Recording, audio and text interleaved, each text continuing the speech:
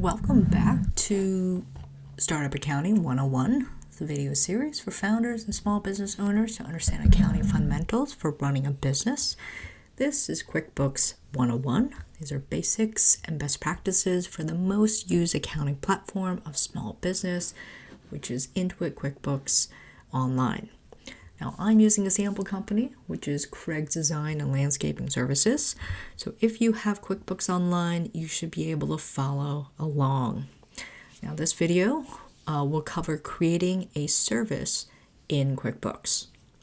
So the first thing is getting to this products and services listing.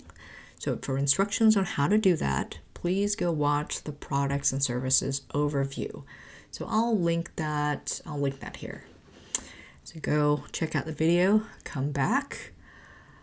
So we're creating a service in this video. So if we go back to the financial projections template, which is this one, there's only one service that was created, which is the website redesign. And that was, I priced it at $17,500. So let's go ahead and create that service now in QuickBooks. So to create a new item within this listing, product and service listing, you'll click the new button. And there are a lot of different types of services that you can create, items and services. So here, there's a service section. So services are anything that you provide to customers, for example, landscaping and tax preparation services. So let's just create that. And we are creating a website redesign. SKU is short for stock keeping unit. It's typically more for products. So for my service, I would actually just leave a blank. Category. All right, so category is a way to classify the products and services that you sell.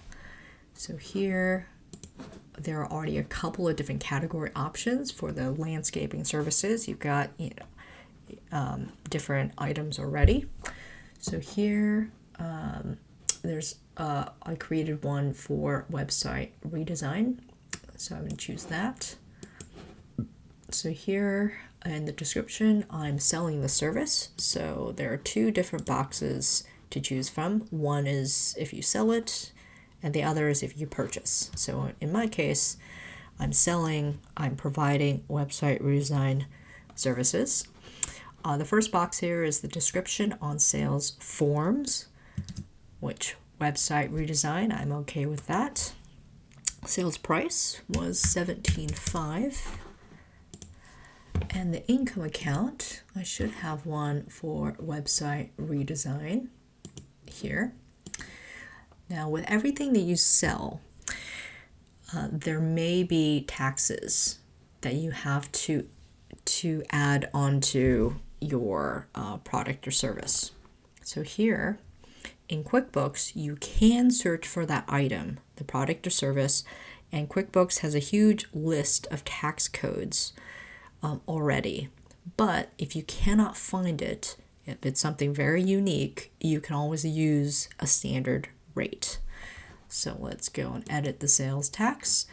So right now, by default, there's two options, either taxable, it's a taxable item, or a non-taxable item. So the taxable is going to be based on location. Different states have different sales tax requirements. Or you might sell an item or service that is not taxable. Okay, so whether to determine whether something's taxable or non-taxable, I would seek the advice of a tax accountant, tax attorney. So here, if we go back to the search option, you can put in web design, or web redesign is what it was. And then here are the top suggested categories.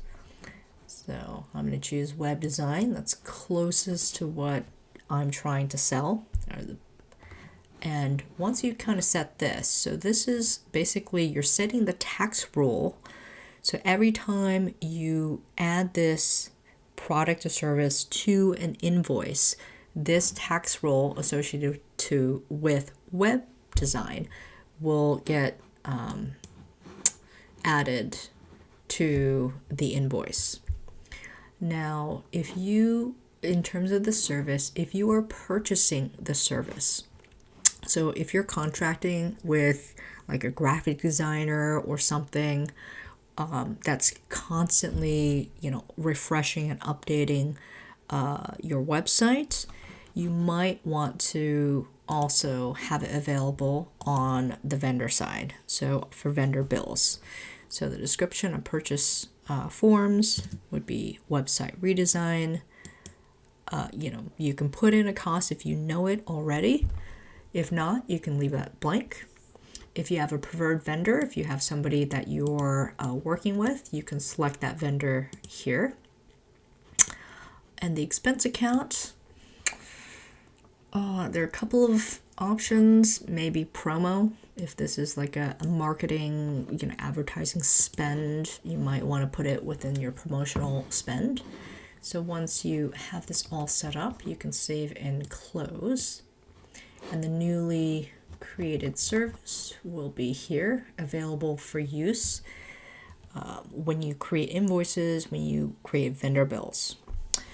So the best practices that I can provide for creating service, there are a couple. One is to add a category or a subcategory. That way, when you create something in the listing, it will get grouped together based on like objects. So here, the sample, there's like sprinklers. So everything related to sprinklers, they're all within the same section. Everything that's like related to landscaping is now in the same section. And it's super helpful when you're running reports. That way it will also get grouped together so you can see it in one big section. So that's one. So that's the category here. The second would be when looking at the different account and expense items, follow your chart of accounts. Create new GLs, or new accounts, only if you need to.